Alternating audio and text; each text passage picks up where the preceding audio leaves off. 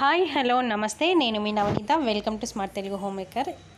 ఇవాళ మనం ఇంట్లోనే డోనట్స్ ఎలా చేసుకుందామో చూద్దామండి. చాలా ఈజీగా ఉంటుంది, కాకపోతే కొంచెం లెందీ ప్రాసెస్ ఉంటుంది. అయినా సరే మనం ఒకసారి చేసి పెట్టుకుంటే మనం తినొచ్చండి. దానికోసం ముందుగా మనం గోరువెచ్చని పాలు తీసుకోవాలి. ఆ పాలల్లో చక్కెర, కొంచెం ఉప్పు వేసి కరిగించుకొని ఉన్న పాలు తీసుకోవాలి. అవి గోరువెచ్చగా ఉన్నప్పుడు దాంట్లో 1.5 స్పూన్ ఈస్ట్ వేయాలండి, డ్రై ఈస్ట్.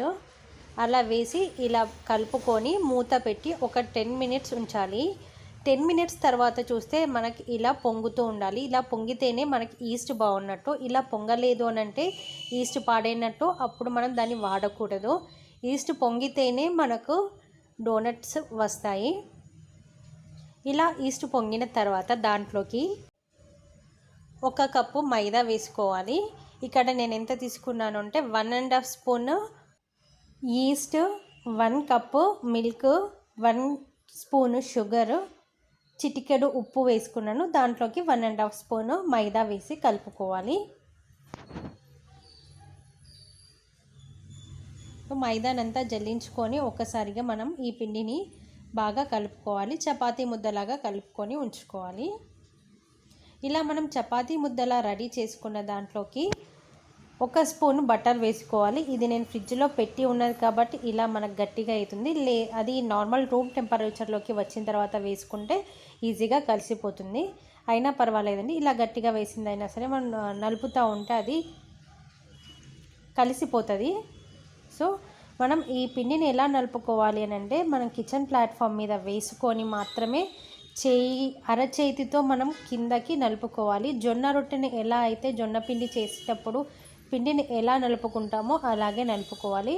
చూడండి, ప్రాసెస్ అయితే అరచేతి నుంచి ఆ నేలకు వేసి బాగా ప్రెస్ చేయాలి. కిచెన్ ప్లాట్ఫామ్ మీద వేసి బాగా ప్రెస్ చేస్తేనే బాగా సాగి అది మనకి మంచిగా పొంగి మంచి టేస్ట్ వస్తుంది. సో చూస్తున్నారు కదా, ఇలా మనం వాటర్ చిలకరించుకుంటూ చల్లాలి. మన చేతికి జిగి అంటుతూ ఉంటుంది, మరేం పర్వాలేదు. మనం అలా కంటిన్యూస్గా చేస్తూ ఉంటే ఒక 5 to 7 మినిట్స్ తర్వాత అది మొత్తం అతుక్కొని ఒకసారి ముద్దలాగా తయారవుతుంది. మనకు జిగి వస్తుంది కదా, ఇది రావట్లేదు అని మాత్రం అనుకోకండి. అలా చేస్తూ ఉంటే మనకు పిండి ముద్ద చేతికి అంటుకోకుండా ఇలా సాఫ్ట్గా వచ్చేస్తుంది. ఇలా మనం ముద్ద మొత్తం రెడీ అయిన తర్వాత దీన్ని ఒక బౌల్లోకి తీసుకోవాలి. దీన్ని బౌల్లో వేసేటప్పుడు కూడా కింద బౌల్కి కొంచెం ఆయిల్ గ్రీస్ చేసుకొని పెట్టుకుంటే మనకు తీసుకునేటప్పుడు చాలా ఈజీగా ఉంటుంది. ఇలా మనం పిండి ముద్ద వేసి మూత పెట్టి ఒక 1/2 అవర్ నాననివ్వాలి. 1/2 అవర్ తర్వాత మనం చూద్దామండి పిండి ఎలా పొంగిందో. చూడండి, మనకి బౌల్లో హాఫ్ వరకే ఉండే, 1/2 అవర్ తర్వాత మనకు కప్పు నిండా కంటే కూడా ఎక్కువ వచ్చేసింది. సో ఇలా పిండి పొంగితేనే మనకు ఈస్ట్ బాగున్నట్టు, మనకి డోనట్స్ కూడా చాలా బాగా వస్తాయి. ఇప్పుడు చేతికి కొంచెము ఆయిల్ని రాసుకొని ఈ పిండిని అంతా బౌల్లో నుంచి బయటకు తీయాలి. ఇలా తీసుకున్న తర్వాత మనం మళ్ళీ అదే కిచెన్ ప్లాట్ఫామ్ మీద కొంచెం పిండి చిలకరించుకోవాలి. ఒకవేళ పిండి వద్దు అనుకునే వాళ్ళు ఆయిల్ని గ్రీస్ చేసుకొని పీట మీద కూడా ఒత్తుకోవచ్చు. పీట మీద ఆయిల్ రుద్దుకొని మనము కోళ్ళకు కూడా ఆయిల్ పెట్టేసి ఇలా మనం ఒత్తుకోవాలి. ఇలా కిచెన్ ప్లాట్ఫామ్ మీద వేస్తే పిండి వేసుకుంటే మనకు తిప్పుకోవడానికి ఈజీగా ఉంటుంది. అదే పీట మీద చేశారు అని అంటే నూనె పెట్టుకొని ఆ పీటని తిప్పుకుంటూ మనం చేసుకోవచ్చు.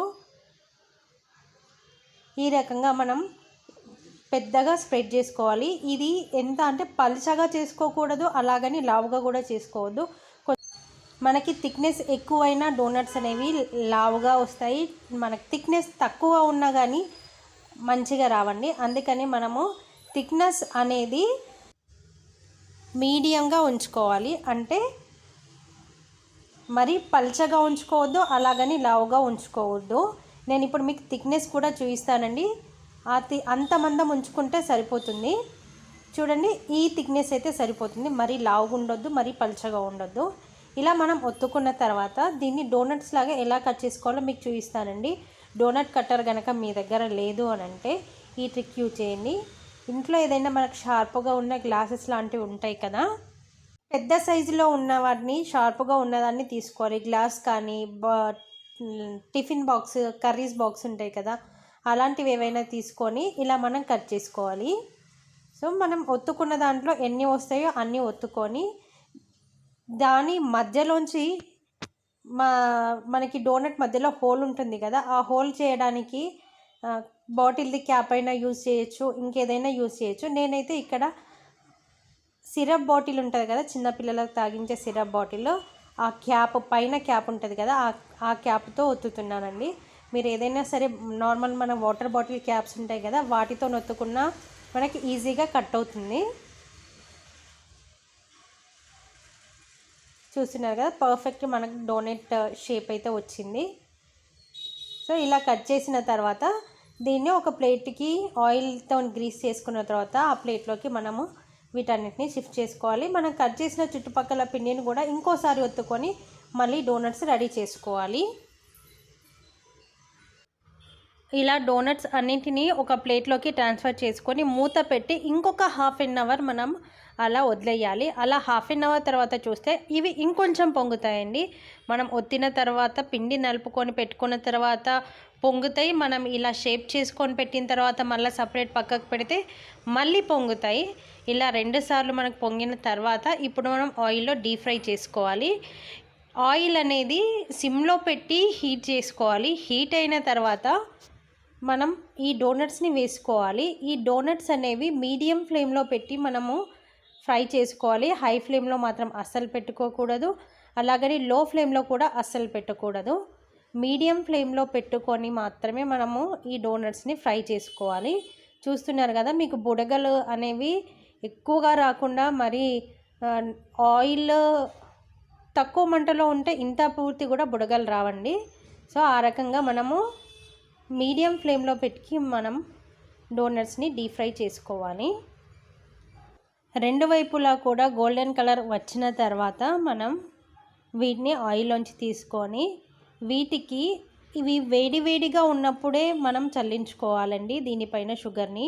సో వేడివేడిగా అంటే ఆయిల్లోంచి తీయగానే మాత్రం వేయకూడదండి, కొంచెం గోరువెచ్చగా ఉండాలి. ఆయిల్లోంచి తీసిన తర్వాత ఒక 2 మినిట్స్కి మనం జల్లించుకుంటే మనకు షుగర్ అనేది చాలా బాగా పట్టుతుంది.